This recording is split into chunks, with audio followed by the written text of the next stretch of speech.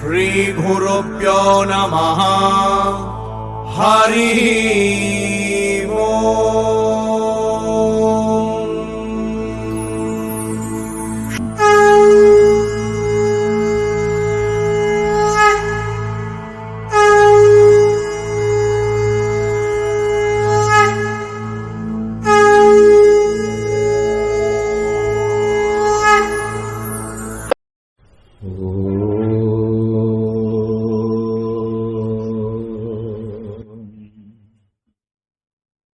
అవిద్యానామంతస్తిమిరమిహిరద్వీపనగరీ జడానాం చైతన్యస్తబకమకరాంధశ్రుతిచరీ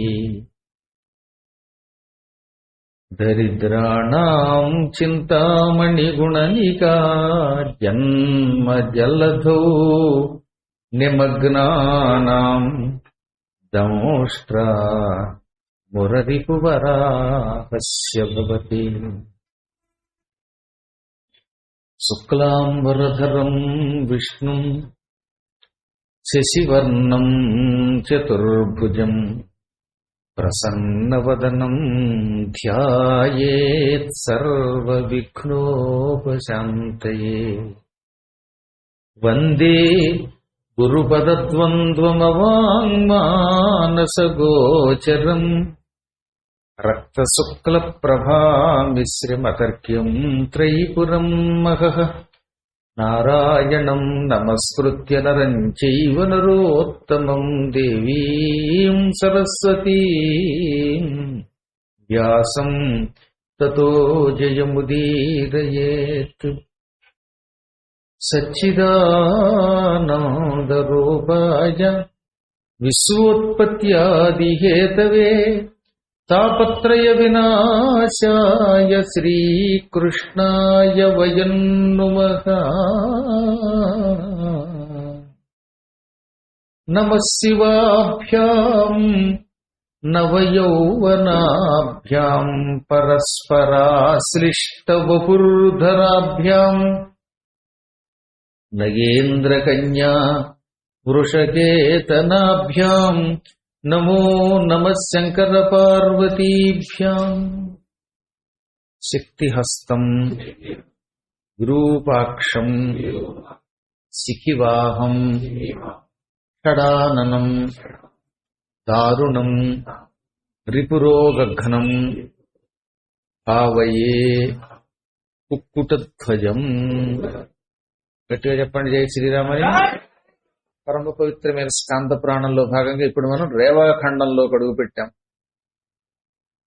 రేవా అన్న నర్మదా అన్న ఒకటేనని, ఈ నర్మదా నది ఎలా ఆవిర్భవించింది అనే విషయాన్ని కూడా నేను మీకు వివరించా. ఈ నర్మదా నదీ తీరములో ఉన్న మహాద్భుతమైన తీర్థముల మహిమయే ఈ స్కాంద పురాణంలోని రేవాఖండం అంటే. నది చాలా పెద్దది. ఆ నదీ తీరంలో ఒకటి కాదు, అసంఖ్యాకంగా తీర్థాలున్నాయి. మన నదీ తీరాలన్నీ పవిత్రమైన క్షేత్రాలు, తీర్థాలు. అటువంటి చోటకి వెళ్ళడం ఒక యోగం. నదిలో ఎక్కడ స్నానం చేసినా పుణ్యమే అయినప్పటికీ కొన్ని ప్రాంతాలకి కొన్ని శక్తులు భగవంతుడు ఇచ్చాడు. ఎందుకనంటే అక్కడికి మహాత్ములు అడుగు పెట్టారు గనక. నర్మదా నది ఇటైనా అటైనా పుణ్యమేగా. తెనాలి రామకృష్ణుడు చెప్పినట్టు గంగకి ఇద్దరి అద్దరి కీడును గలదే ఉద్యద్రాజబింబానానా అన్నట్ట. గంగానదికి యువతల వైపు కీడు, అవతల వైపు మేలు ఉండవు, ఎటైనా మేలే. అది గంగ గనక. అయినప్పటికీ ఒక ప్రాంతంలోకి అంగిరసుడుగు పెట్టడం వల్ల, ఓ చోట బృహస్పతి రావడం వల్ల, ఓ పక్కకి కార్తవీర్యార్జునుడు రావడం వల్ల, ఒక్కొక్క రేవులో సాక్షాత్తు ఇంద్రుడే స్నానం చేయటం వల్ల, ఒక రేవులో అయితే స్వయంగా భృగు మహర్షి కూడా స్నానం చేయటం వల్ల ఆయా ప్రాంతములకు ఎక్కువ శక్తి వచ్చిందట. సంస్కృతంలో ఘట్టము అనేది హిందీలో ఘాట్ అయ్యింది, తెలుగులో రేవు అంటున్నాం మనం. ఈ ఘట్టాలు చాలా గొప్పవి. కాశీ వెళ్ళిన వాళ్ళకి తెలుస్తుంది కదా, ఈ చివరి నుంచి ఆ చివరి దాకా 64 స్నానఘట్టాలుంటాయి. అన్ని గొప్పవేగా.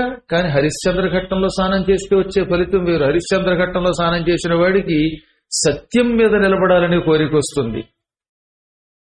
బ్రహ్మహత్యాపాపాన్ని తొలగించేటటువంటి ఘాట్లో స్నానం చేస్తే హత్యాపాపం తొలగుతుంది. దశాశ్వమేధ ఘట్టంలో స్నానం చేస్తే 10 అశ్వమేధయాగములు చేసిన ఫలితం వస్తుంది.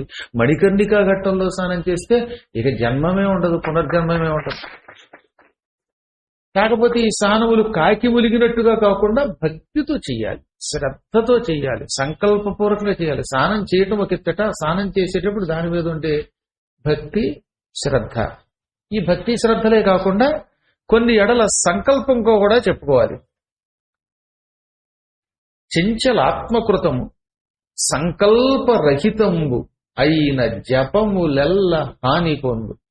మనస్సు నిలకడలేకపోయినా, అంటే జపం చేసేటప్పుడు మనస్సు ఏమై ఉండాలి? అక్కడే ఉండాలి. చేతిలో జపమాల పట్టుకుని తలుపేసి వచ్చానో లేదో, ఏటేసానో లేదో, బయట కారు డోర్ వేసానో లేదో, లేదా ఆధార్ కార్డుతో సైతంగా పరుసు అక్కడే పెట్టాను, అది ఎవడన్నా పట్టుకుపోతాడేమో, లేదా ఇంకొంతమందికి అనమాట అయ్యయ్యో వచ్చేటప్పుడు టిఫిన్ తెచ్చుకుందాం అనుకుని మర్చిపోయాను, ఇంట్లో వదిలేసి వచ్చేసాను, ఆ టిఫిన్ కర్మ ఎవడన్నా తినేస్తాడేమో, దిక్కుమాలను కూడా చెప్పా పెట్టకుండా ఈ మధ్యన టిఫిన్ తినేస్తున్నాడు. ఈ ఆలోచనలని జపం చేస్తున్నప్పుడు, పురాణం వింటున్నప్పుడు వస్తే ఇక నీ బతికేం అవుతుంది? కాబట్టి జపం చేస్తున్నప్పుడు మనస్సు అక్కడే ఉండాలి, ఎటు వెళ్ళకూడదు. చెంచల ఆత్మ కృతము, చంచలమైన ఆత్మతో మనస్సుతో చేసేటటువంటి పనులున్నాయే అవి వ్యర్థమవుతాయి. సంకల్పరహితంబునైన జపములు, సంకల్పం చెప్పి తీరాలన్నారు అందుకే పురాణాల్లో. ఇక్కడ సంకల్పం అంటే సత్సంకల్పం అని ఒక అర్థం. ప్రతి కార్యక్రమానికి ముందు ఆచమనాదులు చేశాక సంకల్పం చెప్పిస్తారు. గోత్రము, నామము, దేశకాల సంకీర్తనం. దేశకాల సంకీర్తనం సంకల్పం అని. నువ్వు ఏ దేశంలో ఉన్నావు, ఏ కాలంలో ఉన్నావు, ఏ మాసంలో ఉన్నావు, ఏ తిథిలో ఉన్నావు, ఎక్కడున్నావు, ఇవన్నీ వర్ణించడాన్నే సంకల్పం అంటారు. భరతవర్షే, భరతఖండే, మేరోర్ దక్షిణ దిగ్భాగే. ఇప్పుడు మన హైదరాబాద్ లో ఉన్న వాళ్ళందరం శ్రీశైలస్య వాయవ్య దిగ్భాగే, అలాగే కృష్ణా గోదావరియో కావేరియో మధ్యదేశే, సొంత కొంపలో ఉంటే స్వగృహే, అద్దె కొంపలో ఉంటే వసతి గృహే. ఇంకా చుట్టుపక్కల ఎవరున్నా లేకపోయినా అని చెప్పేయాలి. సమస్త బ్రాహ్మణ దేవత హరి హర గురు చరణ సన్నిధౌ. ఆ తర్వాత అస్మిన్ వర్తమాన వ్యవహారిక చాంద్రమ అనేది ఇప్పుడైతే ప్లవనామ సంవత్సరే, ఇలా ఏదొస్తుంది అనమాట ఆ సంవత్సరాన్ని చెప్పుకోవాలి. దక్షిణాయనం అయితే దక్షిణాయనే, రేపు సంక్రాంతి తర్వాత ఉత్తరాయణం వస్తుంది, అప్పుడు ఉత్తరాయణే. తర్వాత ఇప్పుడైతే హేమంత ఋతువు, ఇప్పుడు ఇది మార్గశీర్ష మాసం కాబట్టి మార్గశీర్ష మాసే, ఇది కృష్ణపక్షం, ఇవాళ చతుర్థి కాబట్టి చతుర్థ్యాం తిథౌ. వారం ఇవాళ గురువారం కనుక బృహస్పతి వాసరే. ఇలా శుభ నక్షత్రం ఇవన్నీ చెప్పుకున్నాక నీ పేరు, గోత్రం అంటూ తెలిస్తే, నీ పేరు అంటూ తెలిస్తే, ఏదో చాలా పేర్లు వెరైటీ పేర్లు పెట్టుకుంటారుగా. టోపీరాణి, ఆవిడ టోపీరాణిని పెట్టుకోమనండి, గొడవ లేదు. ఎవడికో టోపీ పెడుతుంది, లేదా వాళ్ళ ఆయనే ఎవడికి టోపీ పెడతాడు. ఇలా తమ తమ పేర్లు, గోత్రాలు చెప్పుకున్న తర్వాత అప్పుడు ఈ పూజని చేస్తున్నాను, వ్రతమహంకరిష్యే లేదా పూజామహంకరిష్యే, ప్రాతఃసంధ్యాముపాసిష్యే. పురాణం వినడానికి వచ్చేవాడు కూడా సంకల్పం చెప్పుకుంటే ఇంకా మంచిదట. పురాణ శ్రవణం అహంకరిష్యే అంటే అప్పుడు ఆ పురాణము వినడం వల్ల వచ్చే ఫలితం సంపూర్ణముగా లభిస్తుంది, లేక కొంచెం లభించి కొంచెం లభించకుండా పోతుంది. ఇవన్నీ కఠోర నియమములు వేదవ్యాసుల వారు చెప్పినవి. ఈ నియమములన్నీ వ్యాసుడే చెప్పాడు. ఈ నియమములు పాటించమన్నాడు, పాటిస్తే మనకు లాభం అన్నాడు, పాటించకపోతే ఎవడు 2 తాటిస్తాడు. ఈ సంకల్పం లేకపోతే అప్పుడు ఏమవుతున్నది? వ్యర్థం అవుతుందట. అందువల్ల ఈ పద్యం గుర్తుపెట్టుకోండి. చెంచలాత్మకృతము సంకల్పరహితంబు అయిన జపములెల్ల హాని పొందుతాయి, వ్యర్థమైపోతాయి, పాడైపోతాయి. అందుకని తప్పనిసరిగా పరమ పవిత్రమైన నదులకు వెళ్ళినప్పుడు నదీ స్నాన ఫలితం రావాలనుకున్నటువంటి వాళ్ళు అక్కడ చెప్పిన రీతిగా సంకల్పము చెప్పుకొని స్నానం చేయాలి, భక్తితో స్నానం చేయాలి. అప్పుడు ఫలితం వస్తుంది. ఇంట్లో వాడు చావగొట్టారు అందువల్ల స్నానం చేస్తున్నాను అని మొక్కుబడిగా స్నానం చేస్తే అప్పుడు రావాల్సిన ఫలితం రాదు కదా. స్నానం చెయ్యడం తప్పడంలా ఫలితం రావడం లేదు. కాబట్టి చిత్తశుద్ధితో చెయ్యాలి. అటువంటి తీర్థాలు నర్మదా నదిలో అసంఖ్యాకంగా ఉన్నాయి, కోకొల్లలుగా ఉన్నాయి. ఆ తీర్థములలో నిన్న కొన్నింటిని చెప్పాం, ఇవాళ కొన్నింటిని చెబుతున్నాం. ఇంకో గొప్ప విషయం తెలుసా? ఈ తీర్థమహిమంతా స్వయముగా ధర్మరాజు గారు యుధిష్ఠిరుడు మార్కండేయుని ద్వారా తెలుసుకుంటున్నాడు. చెప్పేవాడు మార్కండేయుడు, వినేవాడు ధర్మరాజు. ధర్మరాజు వంటి ధర్మాత్ముడు లేడు. ఈ దరిద్రపు సినిమాలు కొన్ని తీసి పక్కన పెట్టేయండి, అవి పరమ పవిత్రమైన పాత్రలు. ధర్మరాజే కనుక ధర్మం తప్పితే భూమి గతులు తప్పుతుందన్నాడండి కృష్ణుడును, భీష్ముడు, వ్యాసుడు కూడా. అటువంటి వాడు ధర్మరాజు అంటే. ధర్మరాజుని ఈ సినిమాలో చిత్రీకరించినట్టుగా పిచ్చి పిచ్చిగా వాక్కూడదు. ఆయన మహామహిమ ఎంత అంతా అని చెప్పలేం. ఆయన రథం యుద్ధరంగంలో నేల నుంచి 2 అంగుళాలు పైన ఉండేదిట. ఒక్క అశ్వత్థామ హతః అన్నప్పుడు మాత్రమే టక్క నేల మీదకి వచ్చేసింది. దాన్ని బట్టి ధర్మరాజు ఎంత గొప్పడో ఆలోచించండి. సాధారణంగా రథం నేల మీద నడవాలి, రథం నేల మీద ఉంటుంది. కానీ ధర్మరాజు ఎక్కి రథం నడపమంటే సారథి రథం నడిపితే ఆ రథం నేల నుంచి 2 ఇంచెస్ పైకి లేచి ఆ పైన నడిచేదిట, నేల మీద నడిచేది కాదు. అసలు ఇటువంటి శక్తి ఎవరికైనా ఉంటుందా? అలా ఉన్నవాడు ధర్మరాజు అంటే. కేవలం ఒక్కసారి ఆయన రథం టక్క నేలకు వచ్చేసింది. దానికి గల కారణం ఏమిటి అంటే అది కూడా చెప్పాలి మీకు. ద్రోణాచార్యుడు విజృంభించేస్తున్నాడు, వీడు ఉన్నంత వరకు యుద్ధంలో విజయం రాదు, ఈ ద్రోణుడిని పడగొట్టాలి అని శ్రీకృష్ణుడు ధర్మరాజుని పిలిచి అశ్వత్థామ చచ్చిపోయాడని చెబితే తన కొడుకు చచ్చిపోయాడనే బాధతో తన చేతిలో ఉన్న ధనుస్సు ఆయన వదిలితే ఆయన చంపడం తేలికవుతుంది అని కృష్ణుడు ధర్మరాజుని ప్రోత్సహించాడు. చెప్పమన్నది కృష్ణుడు. వెంటనే చెప్పేయాలి కదా. పాపం ధర్మరాజు గారు అనుకున్నారు, శ్రీకృష్ణుడు భగవంతుడు, ఆయన కూడా నా చేత అసత్యం ఆడిస్తున్నాడు, తప్పుడు పలుకులు పలికిస్తున్నాడు. భగవంతుడే ధర్మం తప్పి సత్యం తప్పి అసత్యం ఆడమంటే ఇంక ఈ లోకంలో సత్యం ఏమైపోతుంది అని కృష్ణుడిని శంకించాడు. శంకించి తప్పనిసరి పరిస్థితుల్లో అశ్వత్థామ హతః అన్నాడు. తెలుగులో తిక్కన గారు అనువాదం చేస్తూ అనృత భయమును ఆదిజయంబును, ఓ పక్కన అసత్యం ఆడుతున్నాననే భయం, యుద్ధంలో జయం పొందాలనే ఆశ, ఈ రెండింటికి మధ్యలో చాలా జాగ్రత్తగా స్వరం పెద్దగా రాకుండా అశ్వత్థామ చచ్చననియు చెవికి వినకరాకుండా కుంజరమలియ నదిప, చెవికి వినగరాకుండా కుంజరమలియ నదిప అని తేటగీతులు అనువాదం చేశారు. పైకి అశ్వత్థామ తెచ్చాడని చెవికి వినపడకుండా మెల్లిగా చెప్పి ఇంకా మెల్లిగా పైకేమో అశ్వత్థామ తెచ్చాడు కుంజరం అన్నట్టు మెల్లిగా, చెవికి వినగరాకుండా కుంజరమలియ నదిప. కొంతమంది అలాగే చెబుతారు. అసలు విషయం ఏమో అరుస్తారు, చెప్పవలసిన విషయం మెల్లిగా చెబుతారు. ఆ మధ్యలో ఒక ఆయన సినిమా యాక్టర్ ఉండేవాళ్ళు అండి.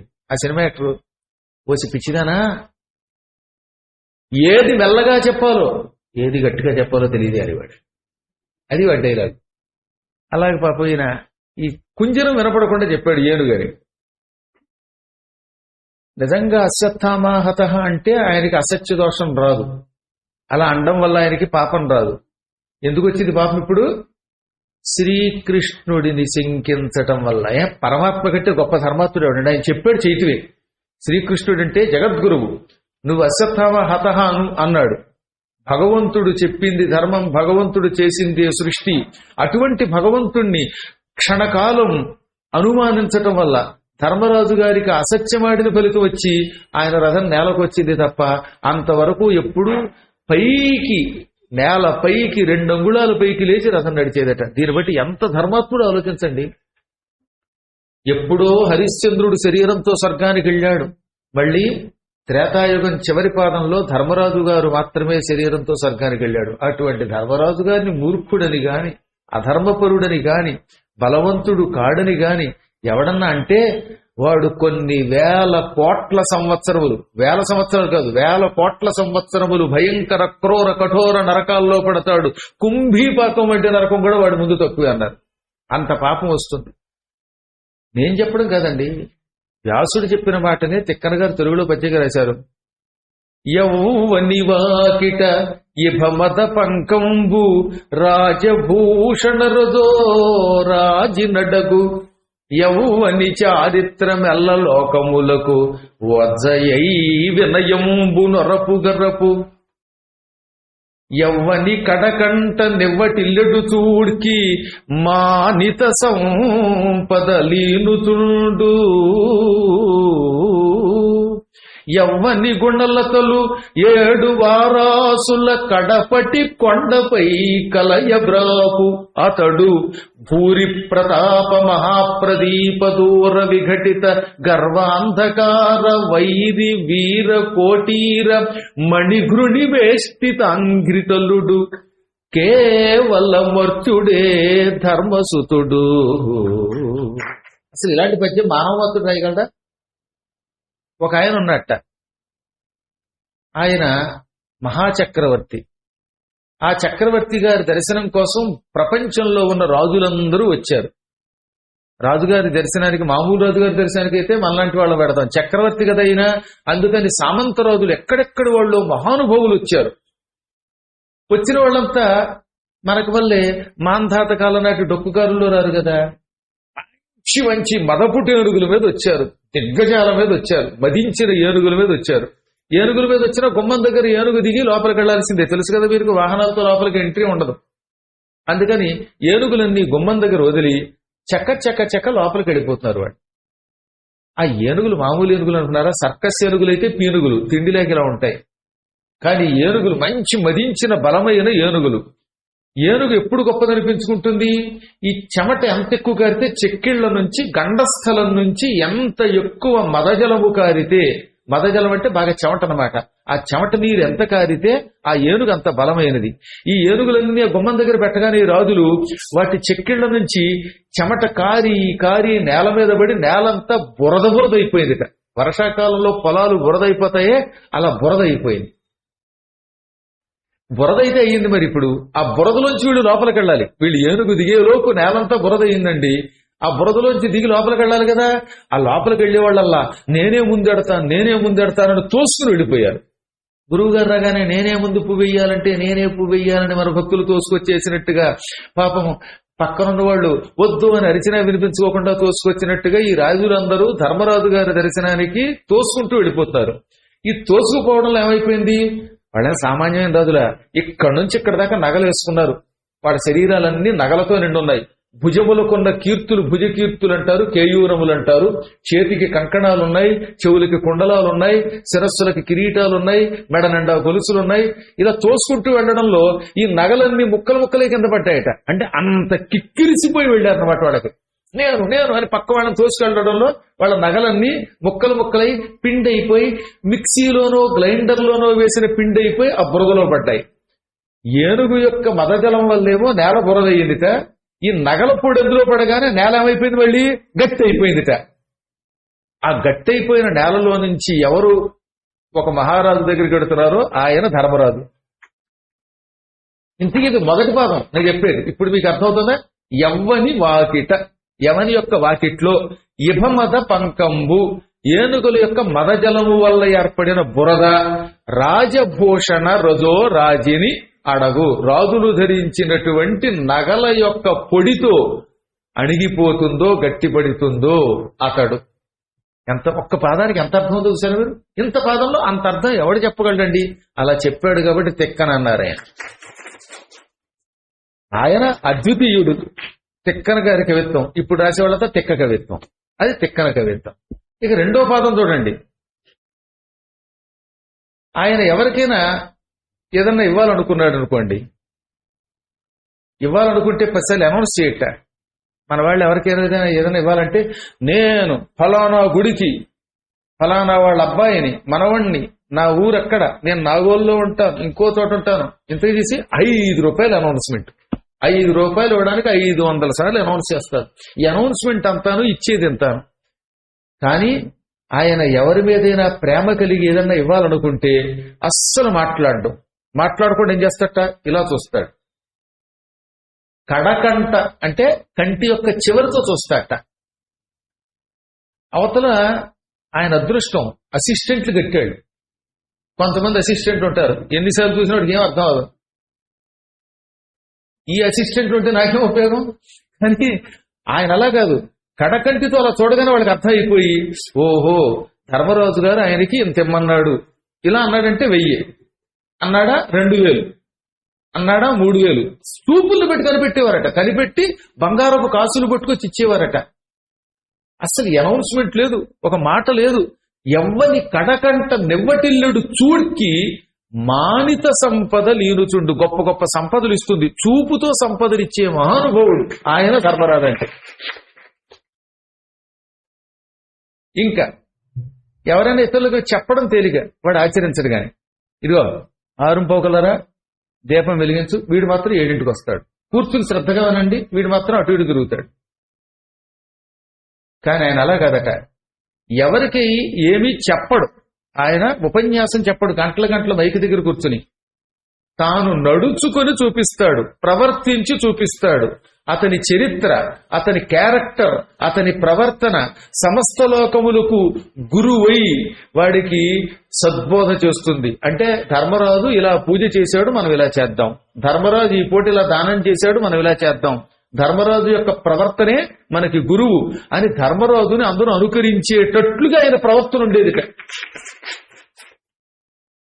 ఎవ్వని చారిత్రము ఎల్ల లోకములకు వర్జయై, అతని చరిత్ర సమస్త లోకములకి గురువై వినయంబు వరపు గరపు, వినయాన్ని చూపిస్తుంది, విధానాన్ని, వాడి జీవితాన్ని ఎలా నడుచుకోవాలో అలా నేర్పుతుందన్నమాట. కేవలం తన ప్రవర్తనతో ఇతరులు బాగుపరిచేవాడు అనమాట వాడు. మాకు ఒక ఆయన ఉండేవాళ్ళు అండి, కళ్యాణ మండపం ఉండేది సరిపల్లిలో ప్రాంతం. నేను ఎన్ని ఊళ్ళు తిరిగాను, ఓ ప్రాంతం, అందుకే నాకు ఓ ప్రాంతం లేదు, అన్నీ నావే, నాకేది లేదు. ఓ చోట ఉద్యోగానికి వెళ్ళా, అక్కడ కళ్యాణ మండపం ఉండేది. ఆ కళ్యాణ మండపానికి వారికి ఓ మేనేజర్ ఉండేవాడు. ఆయన కొడుకుని పిలిచి మాట్లాడద్దని చెప్పడం కోసం అనమాట. కొడుకుని, ఒరే కొడుక, నీకు ఎక్కువగా మాట్లాడద్దన్నానా, అతిగా మాట్లాడద్దన్నానా, అధిక ప్రసంగం వద్దన్నానా, ఎందుకు ఎక్కువ మాట్లాడతావు, వద్దన్నానా, వద్దన్నానా, అరగంట. ఇంతకీ అసలు కొడుకే మాట్లాడట్లా. ఎక్కువగా మాట్లాడద్దన్నానా, ఓవర్ టాకింగ్ వద్దన్నానా, అధిక ప్రసంగం వద్దన్నానా, 45 minutes చెప్పేవాడండి. ఇలాగా దీన్ని ఏమంటారు? ఇదే అధిక ప్రసంగం, అసలు వాడే మాట్లాడడం. అలాగే ధర్మరాజు ఇలా వాగడం, మాట్లాడొద్దని, అన్నం తినద్దని, పిచ్చిబాబులు ఏం చెప్పడు. కేవలం తాను అలా ప్రవర్తిస్తాడు. ఓహో, ధర్మరాజు ఈ ఏకాదశి నాడు ఇలా ఉపవాసం ఉన్నాడు, ఈ పూట ఇలా మౌనంగా ఉన్నాడు, ఇప్పుడు ఇలా మాట్లాడాడు అని అతని ప్రవర్తనను చూచి అందరూ అదే గురువుగా భావించి తాము వినయాన్ని, జీవిత గమ్యాన్ని నేర్చుకునేవారన్నమాట. ఇక్కడికి 3 పాదాలు అయ్యింది. ఇక 4వ పాదం ఉంది.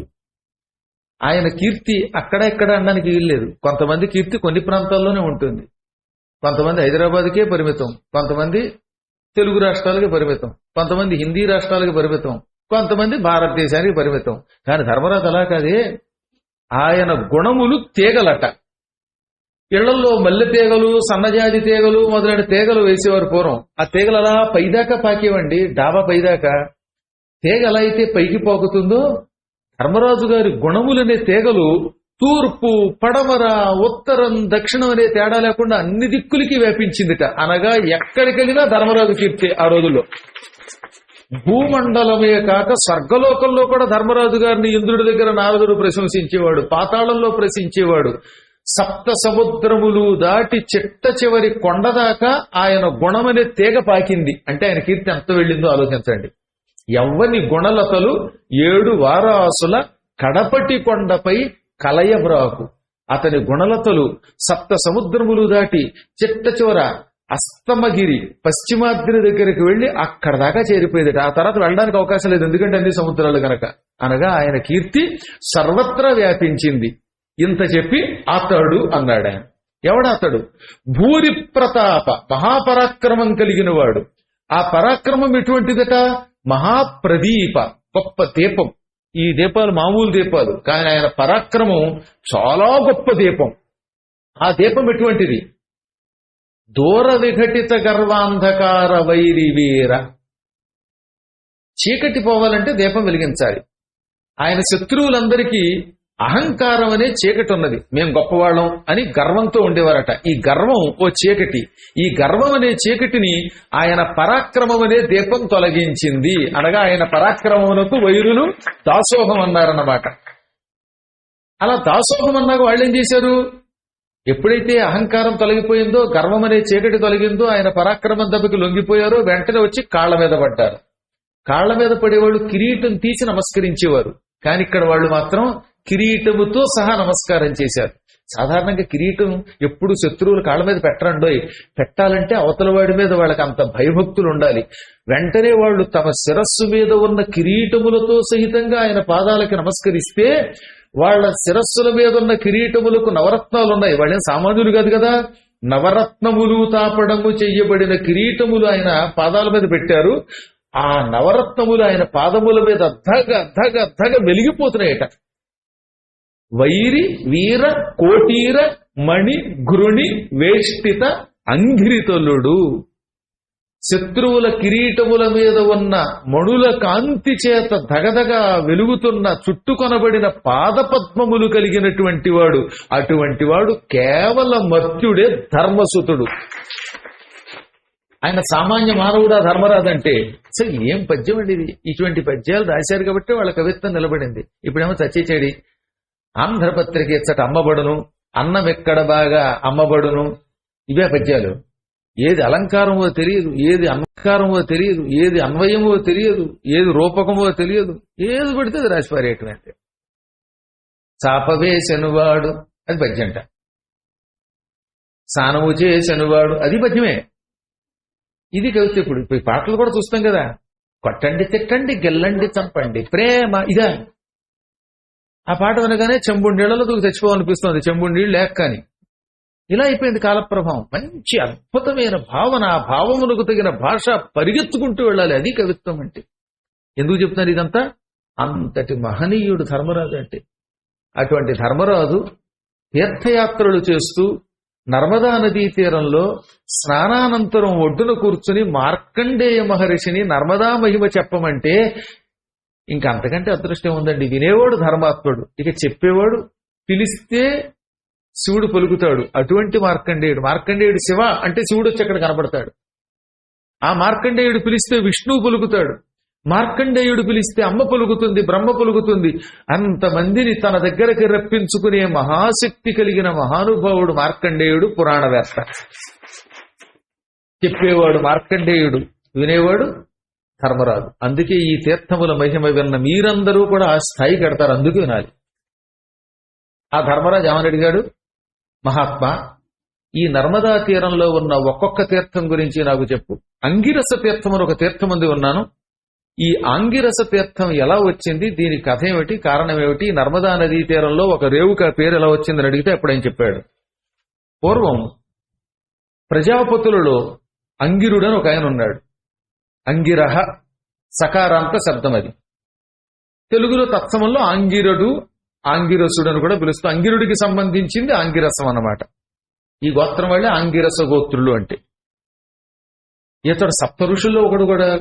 కశ్యపుడు, అత్రి, భరద్వాజుడు, అంగిరుడు, వశిష్ఠుడు, విశ్వామిత్రుడు, వీళ్ళంతా సప్త ఋషులు కదండి, ఈనాటి సప్త ఋషులు. అందులో ఈ అంగిరుడికి ప్రారంభ కాలంలో పిల్లలు లేరు. సంతానం కోసం చాలా ప్రయత్నాలు చేశాడు, విసిగిపోయాడు. పిల్లలు లేకపోతే మా చెడ్డ బాధ పడిపోయాడు. కొంతమందికి పిల్లలు లేకపోతే ఒకటే బాధ. పిల్లలుండి ఏం ఏడిచారు, ఏం ఉద్ధరించారు, ఎంతో మంది చూడడం లేదా మనం. కాబట్టి ఏమీ లేనివాడు అదృష్టవంతుడు కొన్ని విషయాల్లో. అలాగని పిల్లలు వద్దని నేను అన్నసమా, లేనప్పుడు బెంగెట్టుకోద్దంటున్నాను. ఎవడు లేకపోతే ఏకో నారాయణ క్యాయ్ చక్రాంతక్కని తీర్థయాత్రలు తిరగచ్చు గురువు గారితో. అదే ఈ పిల్లలు పీచు ఎందుకుంటారులేండి, పిల్లలతో పాటు పేచీలు ఉంటాయి కానీ. వీళ్ళందరూ ఉన్నారనుకోండి, మళ్ళీ ఎన్నో రకాల కార్యక్రమాలకు అడ్డం. కాబట్టి ఉన్నవాడు ఉన్నట్టు ఏడిస్తే లేనివాడు లేనివాడు ఏడుస్తాడు. కానీ ఏం బెంగ పెట్టుకోకండి, అన్నిటికీ పరమాత్మ ఉన్నాడు. ఉన్నవాళ్ళు భగవంతుడు ఇచ్చాడు అదృష్టం అనుకోండి, లేనివాడు ఇవ్వలేదు ఇంకా అదృష్టం అనుకోండి. ఉన్న అదృష్టమే, లేకపోయిన అదృష్టమే. కాకపోతే పిల్లలు లేకపోతే ముక్తి లేదు అని కొందరికి అనుమానం. అది ఉట్టి భ్రమ. కొడుకుల్ పుట్టరటం తునేట్టుర వివేకుల్ జీవన భ్రాంతులై.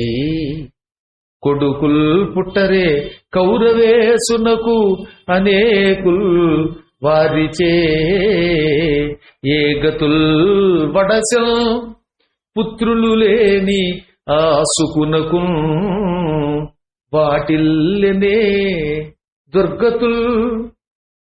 పుత్రులు లేని ఆసుకునకు పాటిల్లనే దుర్గతుల్. చెడునే మోక్షపదంబు అపుత్రకునకున్ శ్రీకాళహస్తీశ్వర.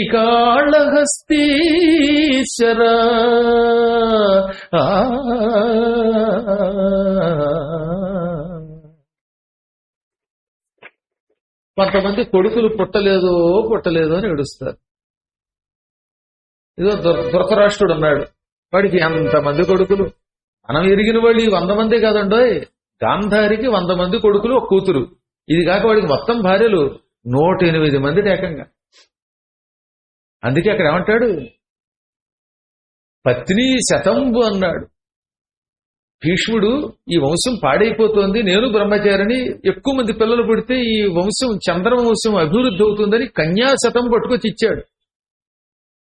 శతం అంటే కేవలం 100 కాక పైన ఎక్స్ట్రా 5 పట్టుకొచ్చేట. 105 అని కొన్ని చోట్ల ఎక్కడో అరుదుగా 108 ఉంది, కానీ 105 కరెక్ట్. భారతం 105 అంది.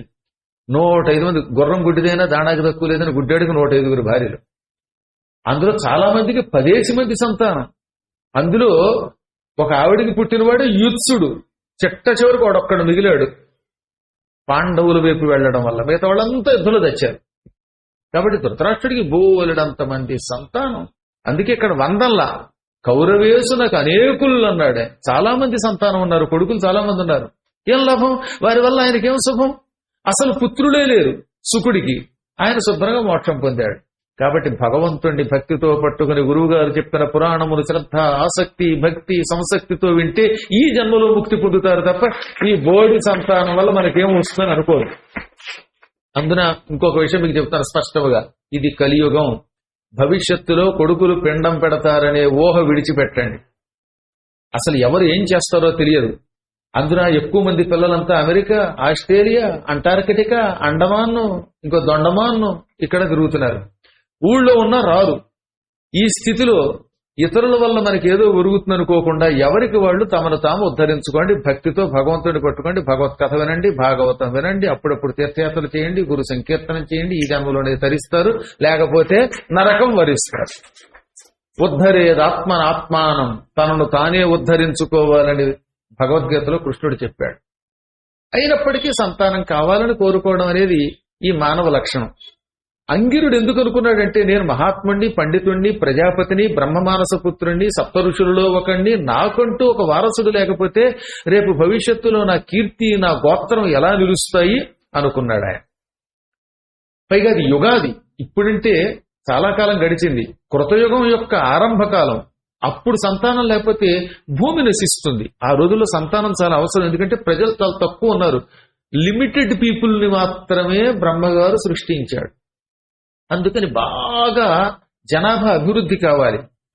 అందువల్ల ఆయన ఏం చేశాడు, నర్మదా నదీ తీరానికి వచ్చాడు. సరిగ్గా అప్పుడే నర్మద పుట్టిందని చెప్పుకున్నాం కదా మనం. అది కూడా పురూరవుడి వల్ల పుట్టింది కదా. అందుకని నర్మదా తీరానికి వచ్చాడు. ఓ రేవు దగ్గర చేరాడు. అప్పట్లో రేవులంటే ఉంది, కాస్త ఇసుక బాగా ఉండి దిగడానికి బాగుంటే అదో రేవు కింద చేసుకునేవారు. ఇప్పుడంటే మెట్లు కట్టారు, కానీ అప్పుడు మెట్లు లేవు, ఇంకో బొట్లు లేవు. అక్కడికి వెళ్ళి ఓ చోట కూర్చుని నిత్యం త్రిషవణ స్నానం చేసేవాడు. త్రిషవణము అంటే ఉదయం, మధ్యాహ్నం, సాయంత్రం 3 పూట్ల సంధ్యా సమయములలో చేసే స్నానమును త్రిషవణ స్నానం అంటారు. గుర్తుపెట్టుకోండి. సరిగ్గా సూర్యుడు ఎర్రగా ఉదయిస్తున్నప్పుడు అది మొదటి స్నానం. మధ్యాహ్నం సూర్యుడు నడినెత్తికొచ్చినప్పుడు, సరిగ్గా మీరు చూడండి, సూర్యుడికే చూడండి, శిరస్సు పైన కనపడతాడు, ఆకాశంలో నెత్తి మీదకి వస్తాడు. అప్పుడు చేసే స్నానం రెండవ స్నానం. మళ్ళీ సూర్యుడు అస్తమిస్తాడు చూసారా, అస్తమించేటప్పుడు చేసే స్నానం. ఈ 3 పూట్ల చేసే స్నానం ఏమంటారు, త్రిషవణ స్నానం. మన పురాణాలు ఈ విషయం చాలాసార్లు చెప్పాయి. 3 పూట్ల మహానుభావులు పూర్వం స్నానం చేసేవారు. నదుల దగ్గర ఉన్నవాళ్ళు నదుల్లో చేసేవారు, నదులు లేని వాళ్ళు ఇళ్ల దగ్గర చేసేవారు స్నానం అన్నమాట. అందుకనే పార్వతీదేవి శివుడు భర్త కావాలని హిమాలయ పర్వతాలలో స్నానం చేస్తోంది, కేదారం దగ్గర, గౌరీకుండం దగ్గర. రేపు మేలో వచ్చేవాళ్ళు, జూన్లో వచ్చేవాళ్ళు చూస్తారు, ఇంట్లో ఉన్నవాళ్ళు ఇంట్లో చూస్తారు. అక్కడ స్నానం చేసి ఆవిడ తపస్సు చేస్తూ ఉంటే బ్రహ్మచారి రూపంలో శివుడు వచ్చి ఏమన్నాడు, సలిలంబు త్రిషవణ స్నాన క్షమంబౌనే అంబోజపత్ర దీర్ఘాయతాక్షి అన్నాడు. అమ్మాయి, నీకు 3 పూట్ల స్నానం చేయడానికి నీరు సమృద్ధిగా ఉందా? తామర పువ్వు రేకుల వలె విశాలమైన కళ్ళు కలిగిందానా అన్నాడు. నీ కళ్ళు విశాలం, ఇక్కడ నీళ్లు కూడా విశాలంగా ఉన్నాయా అని అడిగాడు. ఎంత మంచి మాట అది. కాబట్టి మనం కూడా త్రిశవణ స్నానం చేయడానికి ప్రయత్నిద్దాం.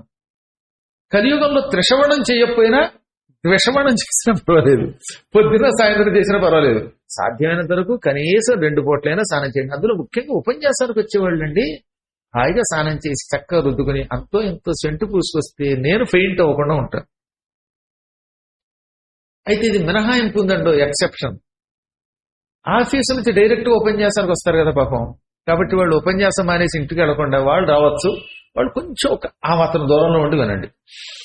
ఆఫీసులో పొద్దున్నంతా పనిచేశారు, పాపం పురాణం వినకుండా ఉండలేరు. అలాంటి భక్తులు చాలా మంది ఉన్నారు. ఇక్కడ చెప్పారు, గురువు గారు మీకోసం చెక్కమని ఆఫీసు ముగించుకుని సాయంత్రం వేళ పరుగున వస్తున్నాం అని కొందరు. మరి కొంతమంది అయితే ఎలాగో లైవ్ ఇస్తున్నారు కాబట్టి రోజు 6,000 7,000 మంది లైవ్ లో చూస్తున్నారట. మినిమం 3,000 చూస్తున్నారట. వాళ్ళు ఎంత అదృష్టవంతులు అనిపించింది అనమాట వాళ్ళకి భక్తి. అందుకని ఈ లైవ్ ఇవ్వడం, ప్రత్యక్ష ప్రసారం వల్ల ఎంతో మందికి లాభం వస్తుంటారు. వాళ్ళ ఆఫీస్ వదలకపోతే అక్కడ కూర్చుని కూడా చూస్తారు.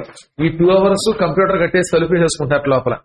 బాస్ పిలిచినా సరే, బాస్ పిలిస్తే ఎస్ బాస్ అనుకోండి, యాస్ బాస్ అంటే నువ్వు గాడిదివి కాసేపు కూర్చో అని చెప్పడం అని చెప్పి వింటున్నారట పాపం. కదా, ఇందులో సందేహం లేదు. చాలా మంది చెప్పారు. ఏది ఏమైతేనే పాపం అటువంటి వాళ్ళు మరి రావాలనుకున్నప్పుడు ఇంటికి వెళ్ళి స్నానం చేసి ఇక్కడికి రాలేరు కదా, వాళ్ళు రావచ్చు. ఇంటి దగ్గర నుంచి వచ్చేవాళ్ళు మాత్రం సాధ్యమైనంత వరకు వాళ్ళంతా రుద్దుకుని స్నానం చేస్తే మంచిదని నేను అలా అంగిరసుడు చెప్పాడు. ఆయన 3 పూట్ల స్నానం చేసేవాడు. అనంతరం ఓం నమః శివాయ అంటూ పంచాక్షరీ జపం చేసేవాడు. మహాదేవుణ్ణి భక్తితో పూజించాడు. చాంద్రాయణ వ్రతం అని ఒక వ్రతం కూడా చేశాడు. చాంద్రాయణ వ్రతం అంటే అంత తేలిగ్గా చేయటం. అది శుక్లపక్షంలో పాడ్యమితో ఈ వ్రతం మొదలెట్టాలి. పాడ్యమి నాడు ఒక్కన్నం ముద్దే తినాలి. మళ్ళీ 3 పూట్ల 3 ముద్దలు తినకూడసమా? పాడ్యమి నాడు రోజుకు 1 ముద్ద, విధియ నాడు 2 ముద్దలు, తదియ నాడు అది తృతీయ కదా అందుకని 3, చతుర్థి నాడు అంటే వాళ్ళు 4, ఆ తర్వాత 5, అలా క్రమంగా పూర్ణిమ నాటికి ఎన్ని ముద్దలు అవుతాయి? 15 ముద్దలు అవుతాయి. 15 ముద్దాస్, 15 ముద్దలు తినాలి. ఆ మర్నాటి నుంచి ఏం చేయాలి? మళ్ళీ పౌర్ణమి అయిన మర్నాటి నుంచి ఒక్కొక్క ముద్ద తగ్గించాలి. పౌర్ణమి నాడు 15 తింటే ఆ తర్వాత కృష్ణపక్ష ప్రతిపత్తి తిథి పాడ్యమి నాడు 1 తగ్గించి 14, ఆ తర్వాత విధి నాడు 13. అలా అమావాస్య నాడు అసలు ఉండదు, ఏమీ తినకుండా ఉండాలి. మళ్ళీ అమావాస్యకు మళ్ళీ 1, 2, 3 అలా పెంచుకెళ్ళాలి. ఇలా వ్రతం చేస్తే దానికి చాంద్రాయణ వ్రతం. అయనము అంటే నడవడి, కదలిక. చంద్రుని యొక్క అయనం గతిని బట్టి, ఆయన నడకని బట్టి, ఆయన కళలు తగ్గుతూ పెరుగుతూ ఉంటే అన్నం ముద్ర కూడా తగ్గించుకుంటూ హెచ్చుకుంటూ శివుణ్ణి భక్తితో పూజించే వ్రతము చాంద్రాయణ వ్రతము. ఇలా అన్నాం కదా అని అమావాస్యకు ముందు రోజు 1 ముద్దే తినమన్నారు కదా, పాడ్యమి నాడు 1 ముద్దే తినమన్నారు కదా అని ఇంత ముద్ద చేస్తుంది కావిడ. ఇంత అన్నం పెట్టి ఏకంగా తద్దిన నాడు పెట్టేంత పెండాలాగా. అలా కాకుండా ఇంత ముద్ద తినమల్లా మళ్ళీ ఎంత నెమలి కంటి గుడ్డు ఎంత ఉంటుందో అంత ముద్దే తినాలి. దానికి నియమం. నెమలి కంటి గుడ్డు అంటే ఎంత ఉంటుంది? చిన్న ముద్ద, ఇంత ముద్దలు. హోమియోపతి పిల్స్ లాగా చిన్న చిన్న టాబ్లెట్ లాగా చేసుకుని పాడ్యమి నాడు 1 ముద్ద, విధి నాడు 2 అలా పెంచగలట. అలా తింటేనా మన వాళ్ళకి తర్వాత డ్రైవింగ్ ఏం చేస్తారు? పురాణం ఏమంటారు? ఒక చాంద్రాయణ వ్రతం అయిన తర్వాత వాడు కనపడితే నువ్వెవరోరా విఠలాచారి సినిమాలోంచి వచ్చావో అస్థిపంజరం అనాలి మనం. అలా అయిపోతారు వాడు. అందుకని మన వాళ్ళకి పొద్దుట ఆ మాత్రం సద్దన్నం, మళ్ళీ 10 గంటలకి కాఫీలు టీలు, మళ్ళీ 12 గంటలకు ఆ మాత్రం భోజనం, మళ్ళీ సాయంత్రం బయలుదేరే ముందు బొబ్బట్టు పెట్టకపోతే ఇక్కడికి వచ్చి బొబ్బట్లు పెడతారు, మళ్ళీ రాత్రి ఇంటికి వెళ్ళాక ఆ మాత్రం. అవన్నీ పడితేనే ఏదో బండి నడుస్తుంది. ఇది ఫ్యూయల్. మనవన్నీ ఫ్యూయల్ ట్యాంక్స్. అందులో ఫ్యూ పనికిరాదు. ఏ ఫ్యూ పనికిరాకుండా కాస్త నిండుగా పడాలి. కానీ మహానుభావులు వాళ్ళు అల్పాహారంతో బతికారు. అల్పాహారీ తపోధన. ఆహారం తక్కువ తీసుకునేవాడికి తపస్సు అనే ధనం దొరుకుతుంది. తపస్సు చేసేవాడు ఆహారము స్వల్పముగా తీసుకుంటాడు. అలా వ్రతం చేశాడు ఆయన. ఎన్నాళ్ళు చేశాడు? అలా 100 దివ్య సంవత్సరముల కాలం చేశాట మహాతపస్సు. అంతకాలం మానవమత్తులు తీరేయడానికి కాబట్టి చేశాడు. ఆ వ్రతానుష్ఠానానికి మెచ్చుకున్నాడు శివుడు. మెచ్చుకుని అంగిరస, నీ ఉపాసన గొప్పది, నియమం గొప్పది, నీ పవిత్రత గొప్పది, కోరుకో, నువ్వేం కోరుకుంటే ఇస్తానన్నాడు.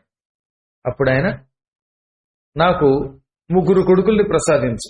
ముగ్గురు నువ్వా అంటే నువ్వు అనేటట్లుగా ఉండాలి, గొప్పవాళ్ళై ఉండాలి. అందులో మధ్యముడు దేవతలకి కూడా గురువు అవ్వాలి. అతని కీర్తి ప్రపంచమంతా వ్యాపించాలి. అనుదినము ప్రజలు అతన్ని తలుచుకోవాలి. అటువంటి దేవతలకి కూడా మంత్రిగా గురువుగా ఉండే ఒక కుమారుణ్ణి ప్రసాదించు. అతన్ని ఎప్పుడు బ్రహ్మశ్రీ అని జగన్ పిలవాలి. అసలు ఈ బ్రహ్మశ్రీ పదం ఆయనతోటే మొదలైంది, అంత పూర్వం లేదు. నన్ను ఒకసారి అవధానంలో అడిగారులేండి, పండితులందరినీ కూడా బ్రహ్మశ్రీ అంటారు, మరి పండితు రాలిని ఏమనాలి అంటే వాణిశ్రీ అనండి అన్నారు. బ్రహ్మగారి భార్య వాణి కదా.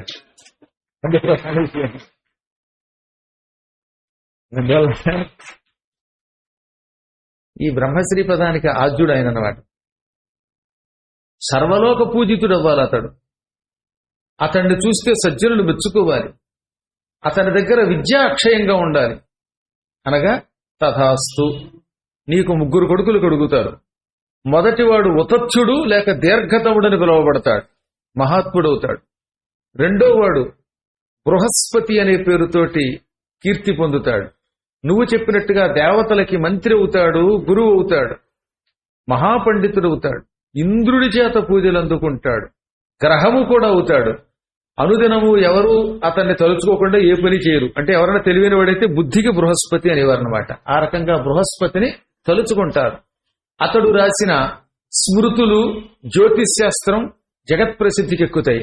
దానికి బారహస్పత్య మానము అని పేరు వస్తుంది అనమాట. ఇప్పుడు మనం వాడే జ్యోతిశాస్త్రంలో చాలా భాగం అయిందే. శుక్రుడు, బృహస్పతి వీళ్ళంతా జ్యోతిశాస్త్రం రాశారు. అవి పెద్దగా చదువుకోక తర్వాత రాసిన వాళ్ళు పట్టుకుంటారు మన వాళ్ళు. రకరకాలండి, పిచ్చి పిచ్చి అని వచ్చేసాయి. ఇవి సరిపోక మనకి విదేశీయులు ఒకటి, పైగా చైనా వాస్తు. నీ బతుకి చైనా వాస్తు ఎందుకు? ఆ దరిద్రుడికి శాస్తి చేయక నీ వాస్తు చాలదా నీకు? కొత్త కొత్తవన్నీ దింపుకు రావడం అనమాట. బృహస్పతి రాసినటువంటి శాస్త్రములు ఒక్కటి చదువుకున్నా మన జీవితం బాగుపడుతుంది. అసలు కోట ఎలా ఉండాలి, స్వప్నం వస్తే ఫలితం ఎలా ఉంటుంది, ఇవన్నీ ఆయనే రాశాడు. స్వప్నాధ్యాయం రాసింది ఆయనే. ఆరోహణం గోవృష కుంజరాణం ప్రాసాద శైలాగ్రవనస్పతీనాం విష్ఠానులేపో రుదితం మృతంచ స్వప్నేష్వగమ్యాగమనంచ పుణ్యం. ఈ స్వప్నాధ్యాయం ఆయన రాశాడు. నువ్వు కళ కంటే ఆ కళలు ఫలిస్తాయి. కానీ కళలు ఫలించాలంటే నువ్వు ఆరోగ్యవంతుడు అయి ఉండాలి అంటే మొట్టమొదట స్వప్నాధ్యాయంలోనే చెప్పాడు. అనారోగ్యవంతుడికి వచ్చే కళ ఫలించదు. వాతకం అంటే వాతరోగం వచ్చిన వాడికి, పిత్తకం పైత్యం ఉన్నవాడికి, చింతితంచ ఆలోచించటం వల్ల కళ వచ్చిన వాడికి ఆ కళల ఫలితములు ఉండవు. అనువర్జయత్తు, వాటిని విడిచిపెట్టన్నాడు. కొంతమందికి వాతరోగం అండి, ఒళ్ళంతా వాతమే. అటువంటి వాడు నిద్రపోయాడు, వాడికి కళ వచ్చింది. ఆ కళ పని చేయదట, వేస్ట్ అది, ఎందుకంటే రోగం ఉంది కనుక. అలాగే పిత్తకం, కొందరికి పైత్యం ఎక్కువ అనమాట. ఆ పైత్యం వల్ల వాడు ఏం చేస్తాడు, ఒళ్ళంతా గోక్కుంటూ బరుక్కుంటూ పైత్యంతో నిద్రపట్టి పట్టకం ఉన్నవాడికి కళ వస్తే ఉపయోగం లేదు. ఆ కళ్ళలో వాడికి రంభ వరించినట్టు వస్తే, రంభ కాదు కదా, రోడ్డు మీద పోయేది కూడా వరించదు, అది వేస్ట్. అలాగే చింతితంచి అనువర్జయత్ అన్నాడు. పగలు దేనిని ఎక్కువ తలుచుకుంటే అది రాత్రి కల్లోకి వస్తుంది, అది వేస్ట్ అనమాట. అనగా తాతయ్య గారి కారు చూశారు ఒక ఆయన, మాంధాత కాలం నాటి కారు, గొట్టం తెగిన వెంటనే సరి అయిపోతుంది, బాగా పనిచేస్తుంది, అద్భుతం అని ఆ కారును తలుచుకున్నారట. ఆ కారును ఒకటేసారి తలుచుకున్నాడు పగలంతా. ఇప్పుడు రాత్రి నిద్రపోయాడు. నిద్రపోతుంటే కళ వచ్చింది. ఆ కళ్ళలో వచ్చి తాతగారు స్వయంగా వచ్చి, ఈ కారుతో నేను పడలేకపోతున్నాను, ఆయన నీకు దానం ఇస్తాను అన్నాడు అనుకోండి ఏ జయకుమార్ గారికో, ఈ కళ ఫలించదు. ఎందుకని? ఈయన పగలంతా కారు తలుచుకున్నాడు గనక. ఆ కారుని తలుచుకోకుండా ఉన్నప్పుడు గనక కళ వచ్చి ఆయన దానం ఇచ్చినట్టు కళ వస్తే గ్యారంటీగా అది పనిచేసేది. అందువల్ల ఎప్పుడు మనం పగలు దేని గురించి ఎక్కువ ఆలోచించకూడదు. ఆలోచించిందే కళ్ళలోకి వస్తే అది కూడా వ్యర్థమైపోతుంది అన్నమాట. అందుకని రోజు పగలు నాకు బ్యాంక్ ఉద్యోగం వస్తుంది, నాకు బ్యాంక్ ఉద్యోగం వస్తుంది అని బ్యాంక్ ఉద్యోగం వస్తుందని చేతులు ఒప్పుకుని ఆ బ్యాంకు బ్యాంకు బ్యాంకు అని నిద్రపోతే, ఫ్రాంక్ గా చెప్పాలంటే ఆ బ్యాంక్ ఉద్యోగం రాదు, నీకు కళ వచ్చినాయి.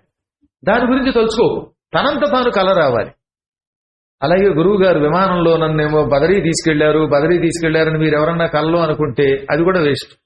తలుచుకున్నారు కనుక, పగల తలుచుకోకుండా తనంత తాను కలొచ్చింది అనుకోండి, హఠాత్తుగా కలొచ్చింది, మీరు ఏది ఆలోచించలేదు, నిద్రపోయారు. అప్పుడు గురువు గారు వచ్చి రావోయ్ come with me to Badri and Kedar అన్నాను అనుకోండి, అది గ్యారంటీగా పనిచేస్తుంది. కాబట్టి చింతితంచే అనువర్జయత్తు, ఆలోచించటం వల్ల వచ్చిన కళ కూడా పనికిరాదు. ఇంకా ఆరోగ్యవంతుడి కళ్ళు పనిచేస్తాయి. అందులో ఏది మంచి ఏది చెడ్డో చెప్పాడనమాట. గో అంటే ఆవు, ఆవు మీద ఎక్కినట్టు కల వచ్చిందా అద్భుతమైన శుభ ఫలితం వస్తుంది. డబ్బైనా వస్తుంది, ఇల్లైనా వస్తుంది, ఇల్లాలైనా వస్తుంది, లేదా స్త్రీకి భర్త వస్తాడు, లేదా ఇంకా ఐశ్వర్యం రావచ్చు. వృష ఎద్దు మీద ఎక్కినట్టు కల వస్తే కూడా చాలా మంచిది. కుంజరం ఏనుగు మీద ఎక్కినట్టు కల రావడం, అందుకని గో వృష కుంజరాణం, ఆవు ఎద్దు ఏనుగు ఎక్కినట్టు కల రావడం మంచిది.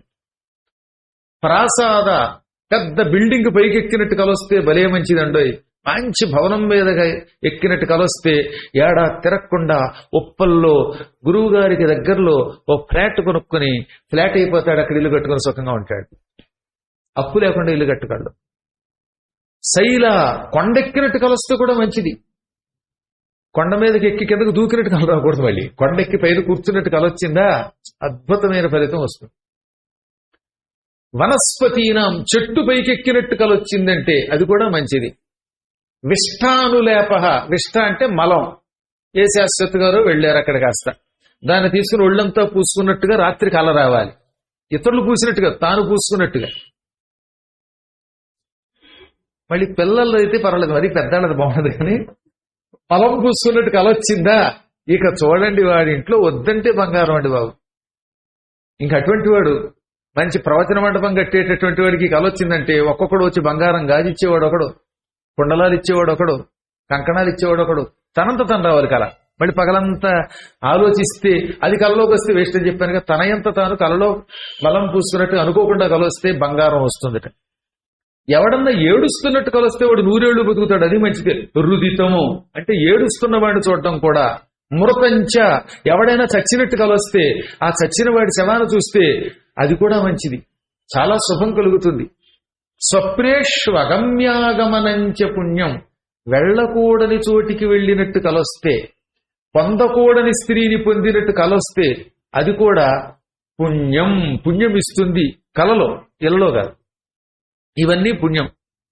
ఇప్పుడు కల్లో బలం పూసుకున్నట్టు వస్తే బంగారం వస్తుంది, కానీ నువ్వు ఇంట్లో కూర్చొని పూసుకున్నావు సరదాగా బయట దుర్వాసన వస్తుంది, ఇంకేం రాదు. ఇది నేను చెప్పింది స్వప్నం, స్వప్నంలో వచ్చే ఫలితం ఇది, అది గుర్తుపెట్టుకోవాలి. ఇలా ఎన్ని రాశాడండి. అంతటి పాండిత్యం కలిగిన కొడుకు అవుతాడు బృహస్పతి, మహాత్ముడు అవుతాడు, దేవగురుడు అవుతాడు. ఆ తర్వాత 3వ వాడు కూడా పుడతాడు నీకు, వాడికి సంవర్తుడు అని పేరు వస్తుంది. అతడు అవధూత అవుతాడు, మరుత్త మహారాజు గారి చేత యజ్ఞం చేయిస్తాడు, ఎంతో మందికి మార్గదర్శకుడు అవుతాడు అతడు. ఆ విధంగా నీకు 3 కుమారులు పుడతారు, నువ్వు జగత్ ప్రసిద్ధికి ఎక్కుతావు. ఇక నువ్వు ఇక్కడ స్నానం చేసి తపస్సు చేసావు కదా, అందువల్ల ఈ నర్మదా నది తీరంలో ఉన్న ఈ రేవుకి నీ పేరు మీదుగా ఆంగిరస తీర్థము అని పేరు వస్తుంది. శివుడు చెప్పిన మాట వినండి. ఈ తీర్థంలో స్నానం చేసి శివుణ్ణి పూజిస్తే, శివుణ్ణి పూజించాలంటే అక్కడ లింగం ఉండాలిగా, ఉంది అక్కడ. అంగిరసుడు ప్రతిష్ఠించిన ఒక లింగం ఉంది, దానికి ఆంగిరసేశ్వరుడు అని పేరు. అందులో స్నానం చేసి రాగానే ఒడ్డు మీద ఉంటుందండో ఆలయం, ఆ లింగం కూడా ఉంది. ఆ లింగాన్ని దర్శనం చేసుకున్నా, భక్తితో పూజించిన ఆ క్షణమే సకల పాపముల నుంచి విముక్తుడవుతాడు. వాడి పాపాలన్నీ ఆనాటి వరకు చేసిన పాపాలన్నీ పోతాయి. మళ్ళీ బయటకు వచ్చాక కొత్త పాపాలు చేసుకోవచ్చు అనుకోండి, మళ్ళీ ఇంకో ఏడాది చేసి మళ్ళీ వాడి స్నానం చేయొచ్చు కదా. అలా చేయకండి, పాపాలు అప్పటి వరకు ఉన్నవి విముక్తి అవుతాయి. పైగా రుద్రలోకం సగచ్చతి, వాడు కైలాసానికి కూడా పెడతాడు. అపుత్రో లభతే పుత్రం దరిద్రో ధనవాన్ భవేత్. పుత్రులు లేని వాళ్ళు అక్కడికి వెళ్ళి ఆ తీర్థంలో స్నానం చేసి శివుణ్ణి పూజిస్తే సత్పుత్రుడు పుడతాడు, దరిద్రుడికి ధనం లభిస్తుంది, వాంఛితార్థ ఫలం లభేత్.